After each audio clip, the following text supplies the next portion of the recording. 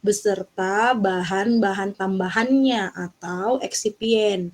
Jadi pada saat preformulasi yang dilakukan adalah melakukan pemeriksaan atau mengurai sifat fisika, sifat kimia dari sifat aktif. Nah, kalau sudah diketahui sifat fisika dan kimia dari zat aktif, tahapan selanjutnya adalah memilah bahan tambahan atau eksipien yang diperlukan untuk membuat suatu bentuk sediaan dari zat aktif yang dimiliki berdasarkan sifat fisika dan kimianya. Gitu ya. Jadi intinya pada saat preformulasi adalah yang kita lakukan mengumpulkan data-data, baik itu data sifat fisikanya, sifat kimianya, sifat farmakologinya, apalagi ya sifat farmakokinetik, farmakodinamiknya, itu semuanya dikumpulkan. Nah, hasil pengumpulan itu akan membuat kita memahami bahwa oh kita harus membuat bentuk sediaan yang mana yang tepat untuk zat aktif yang kita miliki. Dan ketika sudah tahu bentuk sediaan yang mana, kita juga bisa menentukan mengenai bahan baku tambahan atau eksipien yang sesuai untuk ditambahkan kepada zat aktifnya untuk bisa membentuk sediaan. Jadi kalau bisa dibilang ya, untuk menentukan kita memilih bentuk sediaan apa, ya kita harus tahu sifat zat aktifnya, tetapi juga harus tahu mengenai farmakologi, farmakokinetik, dan farmakodinamiknya. Tetapi untuk menentukan bahan baku tambahan apa yang dibutuhkan zat aktif tersebut supaya dia bisa jadi bentuk sediaan yang sesuai, yang bagus untuk digunakan adalah dengan mengetahui sifat fisika dan kimianya. Jadi ya kalau sudah seperti itu ya tidak hanya si zat aktif yang harus diketahui sifat fisika kimianya, tetapi juga harus diketahui sifat fisika kimia bahan tambahannya atau eksipiennya supaya didapat bahwa dia itu bisa saling bercampur atau tidak, atau si eksipien tersebut dibutuhkan atau tidak ketika pembuatan bentuk sediaan. Sampai sini paham tujuan dari studi preformulasi? Iya, Bu. Oke. Bu. Ya, jadi terkadang ya kalau penelitian di zaman sekarang untuk jurnalnya sendiri itu bakalan harus ditampilkan nih tahapan preformulasinya seperti apa. Karena kalau kalian pernah buka-buka jurnal terkait formulasi, jarang sekali tertulis studi preformulasi.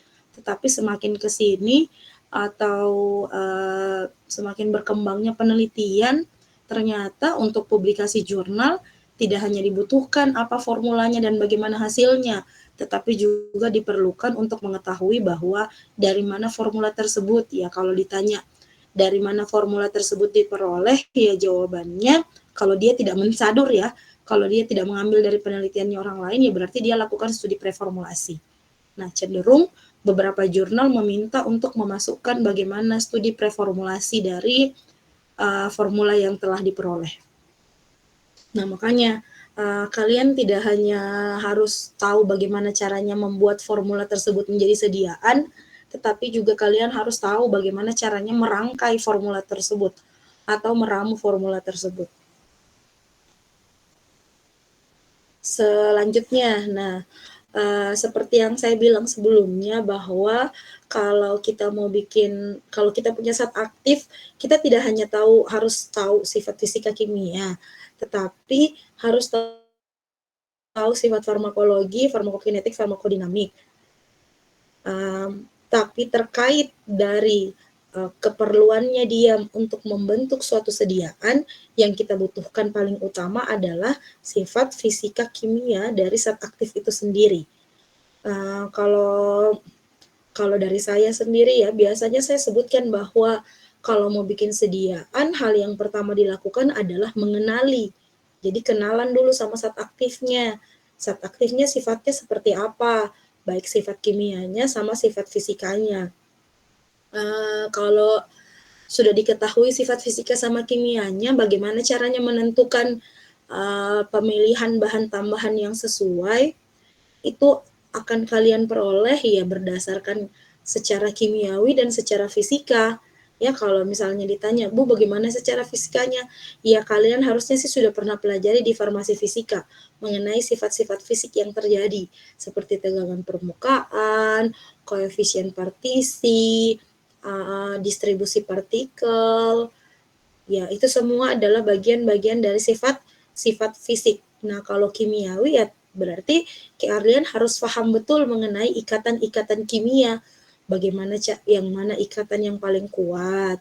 Ya, kalau oksigen terputus, hidrogennya yang menyambung dengan senyawa apa saja atau dengan unsur-unsur apa saja dia bisa saling berikatan. Atau kalau campuran senyawa A ditambah senyawa B itu bisa bercampur atau tidak, atau bisa terjadi reaksi kimia atau tidak. Nah, itu sebenarnya harus diketahui guna menentukan dari sifat fisika kimia yang diketahui, bahan tambahan yang sesuai untuk sifat fisika kimia zat aktif tersebut yang mana. Ya, jadi kalian harus tahu tidak hanya bagaimana caranya menentukan apa saja yang perlu diketahui dari sifat fisika kimia, tidak, tapi juga harus tahu betul bagaimana kalian bisa menggabungkan antara sifat fisika dari zat aktif dengan sifat fisika dari eksipien. Nah, kalau ditanya, Bu, sifat apa saja yang perlu diketahui supaya kita bisa merangkai atau bisa meramu formula sediaan padat, ya urutan 1 sampai 9 itu bisa mewakili. Yang pertama sifat organoleptik, kemurniannya, ukurannya, kelarutannya, laju disolusi, bentuk kristal dan polimorfisme, stabilitas, parameter yang mempengaruhi absorpsi, sifat bulk atau partikelnya, termasuk dari itu density-nya, hygroskopisitasnya, flowability-nya, compressibility-nya, dan wettability-nya seperti apa. Kita bahas satu persatu terkait pertimbangan sifat fisika kimia dari zat aktif. Nah, untuk organoleptik sendiri itu kita bisa tahu secara organ bagaimana sih zat aktif tersebut terkait warnanya, apakah dia berwarna putih, krim, kecoklatan, ataupun mengkilap. Dari segi warna ya berarti kita bisa misalnya nih kita punya warna kecoklatan. Nah, jangan sampai kita memilih bahan tambahan untuk menambahkan si zat aktif yang berwarna kecoklatan ini dengan bahan tambahan yang pemeriannya atau secara organoleptiknya dia warnanya bertentangan dengan warna coklat. Contoh, ada bahan tambahan warna merah dan itu bentuknya adalah bahan pengisi. Ya berarti secara fisiknya dia akan terlihat tidak tidak bercampur karena warna coklat bakalan dicampur dengan warna merah. Kemungkinan besar akan terjadi perubahan warna. Ya, kalau terjadi perubahan warna berarti kemungkinan identitas dari zat aktif tersebut akan hilang dari bentuk sediaannya, ya. Begitu ya, secara organoleptik yang perlu diperhatikan dari segi warna seperti itu. Jadi ya kalau misalnya pun kita punya warnanya warna dasar dari zat aktifnya seperti itu ya bagaimana caranya supaya kita memilih bahan tambahan yang tidak menghilangkan identitas dari warna zat aktif. Kalau ditanya lagi, Bu, memangnya nggak boleh kehilang identitasnya? Jawabannya adalah ya boleh-boleh saja, tetapi ada kemungkinan untuk menurunkan rasa kepercayaan orang-orang yang mengetahui warna dari pemberian zat aktif tersebut ketika jadi sediaan dia berubah. Berarti kan tingkat kepercayaan pasien untuk meminum obat tersebut akan menurun. Itu ada kemungkinan-kemungkinan seperti itu. Kemudian dari segi bau, kalau dari segi bau ada baunya yang beraroma khas. Aroma khas misalnya baunya aromanya tajam atau baunya seperti buah, aromatis dan tidak berbau. Nah, kalau misalnya aromanya tajam dan itu disukai oleh pasien ya tidak jadi masalah sebenarnya. Tolong jangan tambahkan bahan tambahan yang juga punya aroma khas yang bisa melemahkan aroma khas dari zat aktif. Apalagi kalau aroma khas dari zat aktif tersebut itu adalah aroma khas yang bagus atau disukai oleh pasien. Nah, kalau tidak bagus ya berusaha untuk dihilangkan aroma tajamnya ya boleh-boleh saja. Tetapi kalau aroma khasnya itu bagus dan disukai oleh pasien dan bisa diterima oleh indera penciumannya pasien, ya berarti tolong jangan ditambahkan lah dengan bahan tambahan yang juga punya aroma khas supaya tidak terjadi kekeliruan nanti aromanya seperti apa.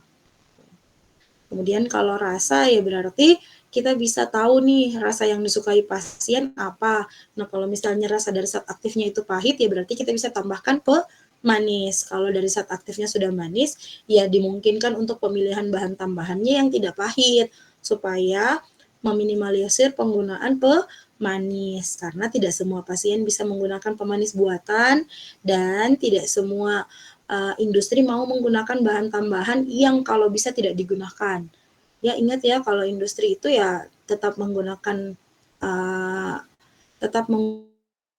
keinginan ekonominya, yaitu mengeluarkan biaya atau pengeluaran sekecil mungkin dan memperoleh keuntungan sebanyak-banyaknya. Ya, jadi ingat kalau industri itu masih prediksinya ya ekonomi ya.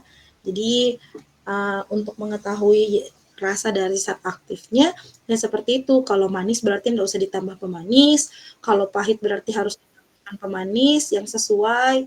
Kalau rasanya yang lain ya tinggal disesuaikan supaya pemilihan bentuk sediaan dengan produk yang dihasilkan itu adalah produk yang akan mudah diterima oleh masyarakat atau pasien.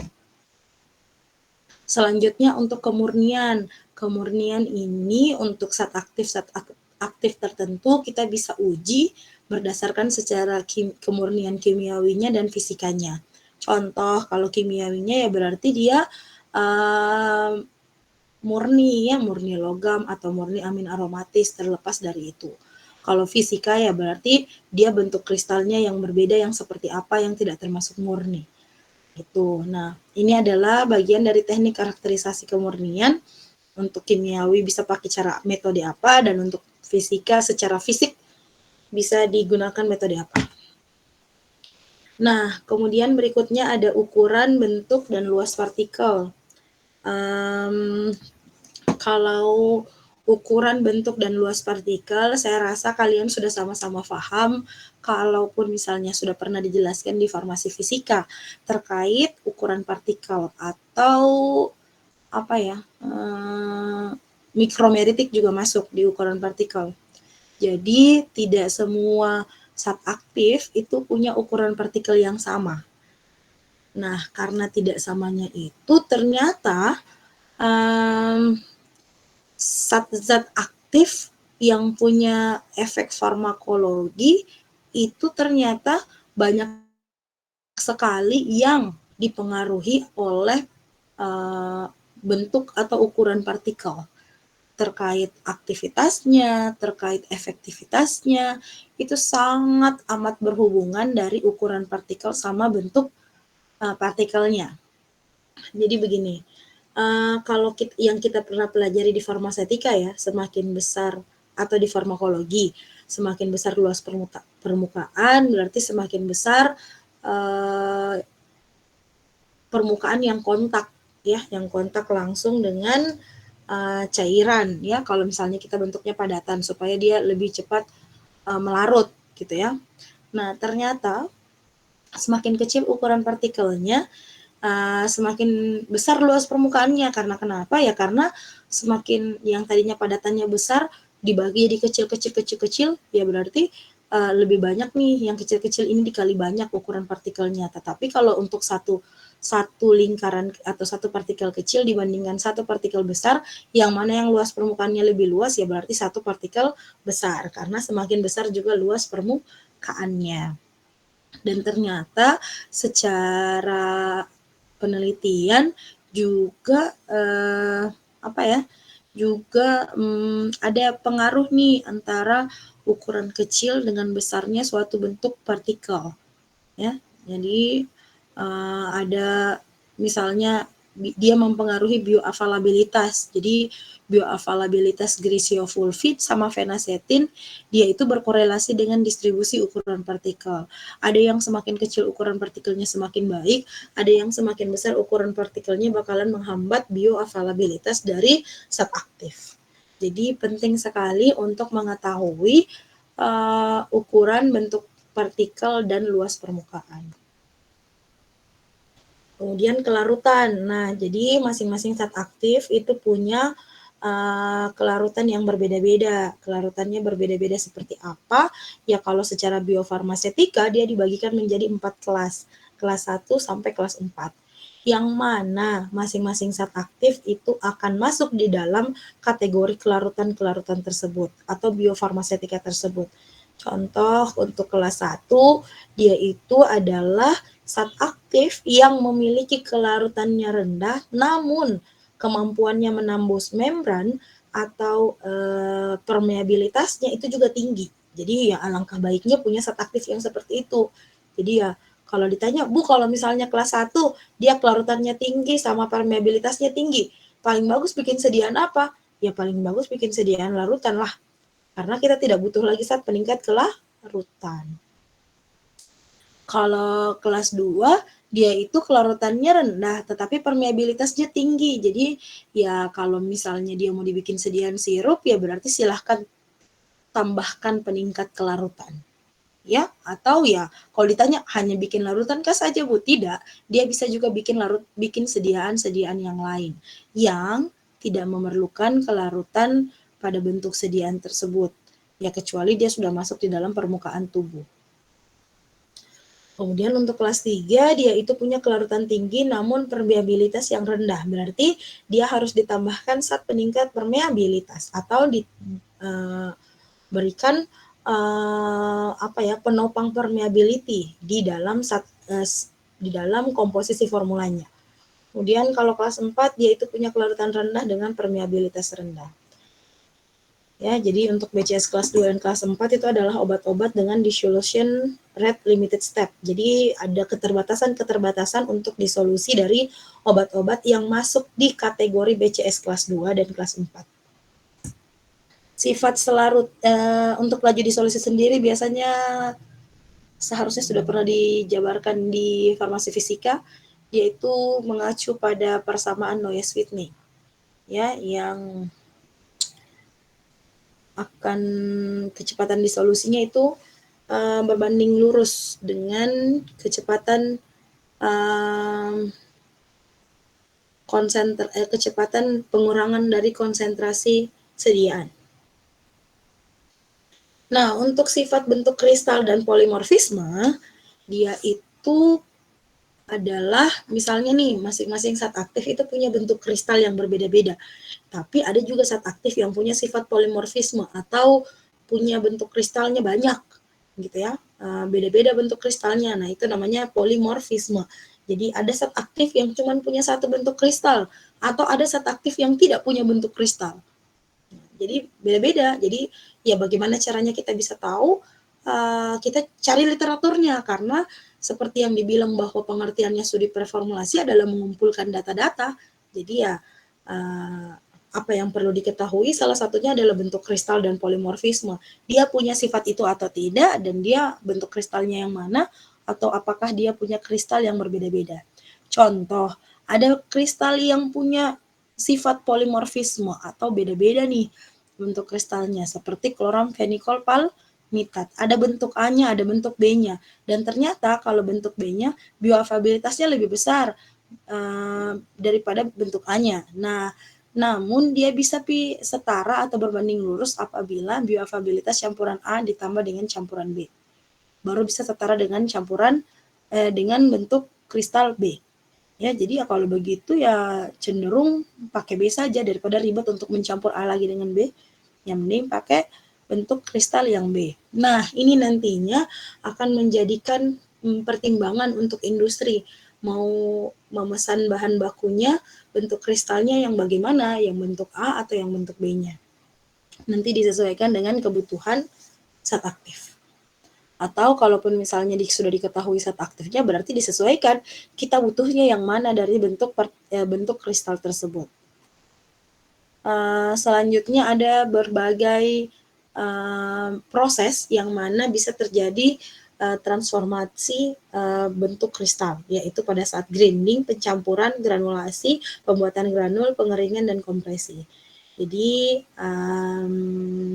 metode-metode 1-4 tersebut bisa menyebabkan terjadinya transformasi polimorfik dari zat aktif. Nah, sehingga ada beberapa zat aktif yang dia itu harus terbebas dari proses-proses 1-4 ini. Atau kalaupun dia melewati proses 1-4, dia harus ditambahkan bahan tambahan lain supaya tidak terbentuk bahan-bahan yang tidak diinginkan atau bentuk partikel yang tidak diinginkan. Nah, itu tadi adalah bahan sifat fisika kimia, ya, sifat fisika kimia. Nah, ternyata sifat fisika kimia itu tidak hanya dibutuhkan untuk sampai kita memperoleh atau menentukan formula yang paling baik seperti apa supaya bisa dapat studi preformulasi. Tapi juga kita bisa menentukan metode pembuatan tablet yang mana yang bisa kita gunakan untuk membuat sediaan yang kita inginkan. Kalau untuk sediaan tablet ya berarti kita bisa tentukan nih, kita bisa pakai granulasi basah kah, atau granulasi kering kah, atau cetak langsung. Ya, sebelumnya saya masuk ke metode pembuatan tablet, saya tanya dulu, kalau kalian mau cari tahu mengenai sifat fisika kimia zat aktif, carinya di mana?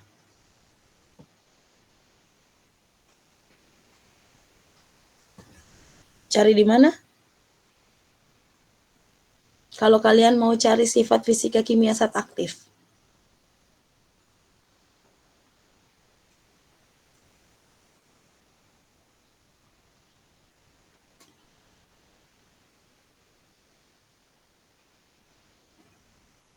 Ini masih kedengaran ya?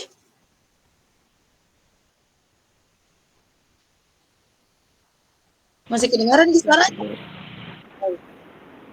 Nah, kalau mau cari sifat fisika kimia, kita cari di manakah? Sifat fisika kimia zat aktif.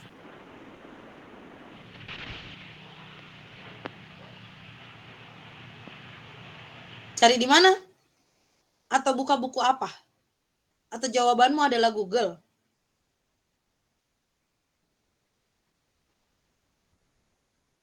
Misal nih, saya kasih kok tugas untuk cari sifat fisika kimia. Kamu bakalan cari di mana? Salah satunya farmakope, iya. Tapi kalau bisa sekarang kalau mau cari farmakope, sifat fisika kimianya jangan cari farmakope 3 nah. Cari di farmakope 5 atau 4 setidaknya. Selain farmakope, bisa cari di mana lagi?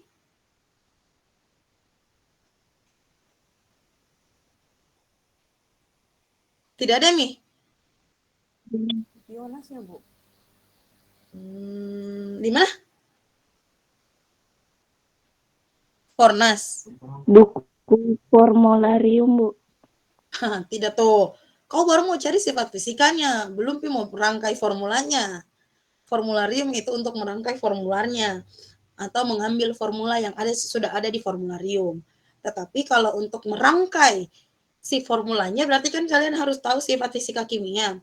Nah, farmakope itu sudah betul, berarti ya tinggal cari di kawan-kawannya farmakope. Kawan-kawannya farmakope contohnya bisa tarik dari luar, BNF, British Nation Pharmacopoeia, jadi farmakope dari British. Terus bisa pakai USP, United States of Pharmacopoeia.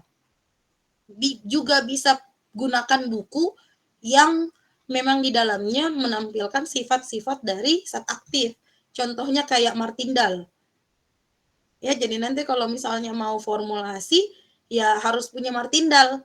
Kalau mau lihat contohnya Martindale seperti apa, buka di lab farmasetik itu sudah ada. Atau download saja yang terbaru. Tulisannya Martindale. Mungkin sekarang sudah keterbitan ke-80-an ya. Karena waktu saya kuliah saja masih 60-an. Sekarang mungkin sudah sampai di 80-an edisinya. Ya, jadi kalian harus punya buku tersebut secara online. terkait sifat fisika kimia, untuk masing-masing orang silahkan cari 4 zat aktif yang silahkan diurai sifat fisika kimianya berdasarkan nomor 1 sampai 9 tadi.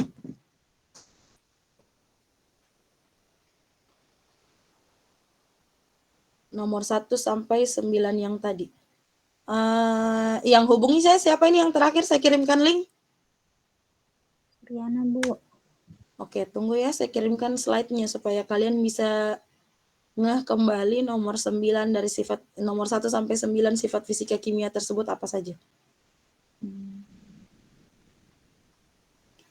Supaya nanti bisa selanjutnya kita bahas kembali sampai di formulasi. Kalau kalian sudah punya 4, misalnya nih masing-masing kalian itu sudah punya 4 zat aktif. Nanti semakin kita tahu caranya memformulasi, semakin kalian tahu bahwa dari zat aktif yang kalian punya masing-masing butuhnya bahan tambahan apa dan bakalan memilah metode pembuatan apa saja. Begitu.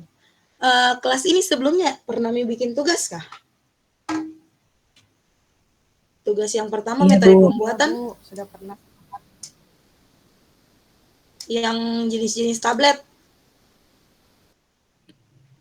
Iya Bu, sama zat tambahannya. Oh, oke. Oke, berarti tugas keduanya adalah silahkan diuraikan 4 zat aktif, ya, sifat fisika kimianya. Kemudian saya lanjutkan mungkin sedikit terkait metode pembuatan tablet.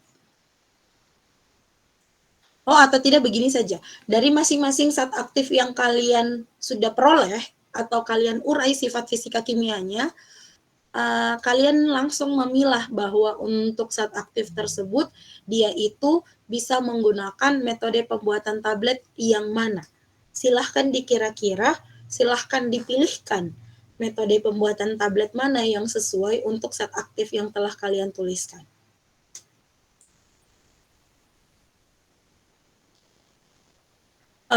Siapa tadi yang waketingnya? Riana, Bu. Siapa? Suryana. Iya, Bu. Oh, nanti kelasnya kalian masih bisa ke online lagi di hari Sabtu? Atau Sabtu kalian full? Neji, Sabtu bisa Ji kalau pagi lagi. Jadi kalaupun misalnya kalian kerja tugasnya jangan langsung dikumpul, dipegang masing-masing saja pada hari Sabtu. Kan sekarang Kamis, Jumat, Sabtu masih 2 hari Ji. 4 enggak kebanyakan gitu, sedikit Ji 4.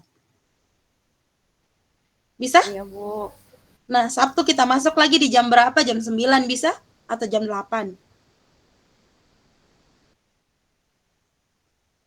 Nanti saya infokan kembali, Bu, karena ada toksikologi juga. Oke. Saya bisa jika kalau Sabtu, yang penting online. Ya. Kita offline-nya nanti setelah materi metode pembuatan tablet. Berarti minggu depan kita offline. Ujiannya di minggu kedua bisa saja atau minggu pertama Desember baru kita ujian. Pilihan ganda saja toh? Dan online saja ujiannya? Iya, oke. Iya Bu. Bisa diatur. Oke, kalau gitu saya cukupkan nih saja ya untuk hari ini di studi preformulasinya. Untuk pengembangan studi preformulasi itu akan dilanjutkan di metode pembuatan tablet. Mungkin bisa dibaca-baca memang metode pembuatan tablet disesuaikan dengan zat aktif yang kalian punya masing-masing. Saya cukupkan nih untuk hari ini. Terima kasih, mohon maaf karena keterlambatannya. Karena seperti yang didengar suaranya masih seperti ini, dan biasanya kalau sore itu tidak bisa masuk sore karena paginya itu 2 kelas. Jadi stok suaranya kayaknya sudah menipis nih kalau sore. Makanya seperti hari ini juga masih seperti ini, jadi ya mohon dimaklumi. Oke, saya akhiri mungkin pertemuan hari ini. Terima kasih banyak. Tolong dikerjakan tugasnya untuk hari Sabtu, dan saya tolong diingatkan kembali mengenai jadwalnya. Jadwalnya kapan? Yang angkat tangan itu selesai kita absensi.